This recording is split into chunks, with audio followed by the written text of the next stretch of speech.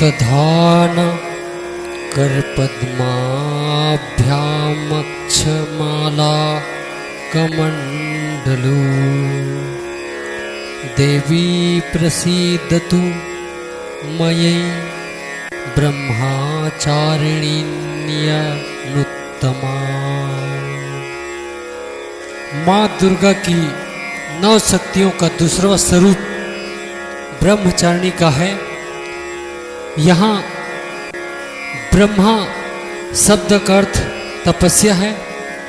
ब्रह्मचारिणी अर्थात तप की चारिणी, तप का आचरण करने वाली।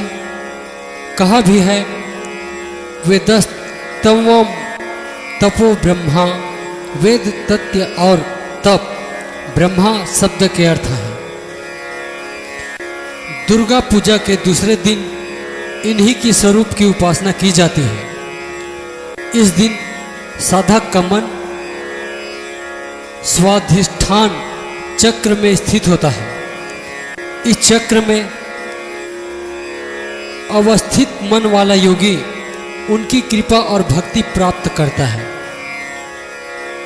ब्रह्मचारिणी देवी का स्वरूप पूर्ण ज्योतिर्मय है एवं अत्यंत भव्य है। इनके दाहिने हाथ में जप की माला एवं बाएं हाथ में कमंडलू रहता है।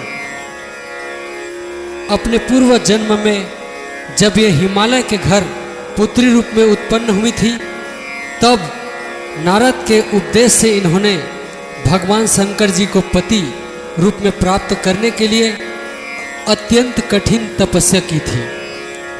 इसी दुष्कर तपस्या के कारण इन्हें तपश्चारिणी अर्थात ब्रह्मचारिणी नाम से अभिहित किया गया है। 1000 वर्ष उन्होंने केवल फल फूल मूल खाकर व्यतीत किए थे। 100 वर्षों तक केवल शाक पर निर्वाह किया था। कुछ दिनों तक कठिन उपवास रखते हुए खुले आकाश के नीचे वर्षा और धूप के भयानक कष्ट सहे। इस कठिन तपस्या के पश्चात 3000 वर्षों तक केवल जमीन पर टूटकर गिरे हुए बेलपत्रों को खाकर वे अहर्निश भगवान शंकर की आराधना करती रही। इसके बाद उनके सूखे बेलपत्रों को भी खाना छोड़ देने के कारण उनका एक नाम अर्पणा भी पड़ गया। कई हजार वर्षों की इस कठिन तपस्या के कारण ब्रह्मचारिणी देवी का वह पूर्व जन्म का शरीर एकदम क्षीण हो उठा। वे अत्यंत ही कृशकाय हो गई। उनकी यह दशा देखकर उनकी माता मैना अत्यंत दुखित हो उठी। उन्होंने उन्हें उस कठिन तपस्या से विरत करने के लिए आवाज दी, उमा, अरे नहीं ओ नहीं।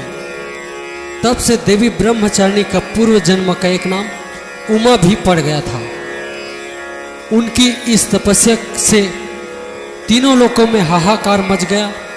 देवता, ऋषि, सिद्धगण, मुनि सभी ब्रह्मचारिणी देवी की इस तपस्या को अभूतपूर्व पुण्य कृत्य बताते हुए उनकी सराहना करने लगे।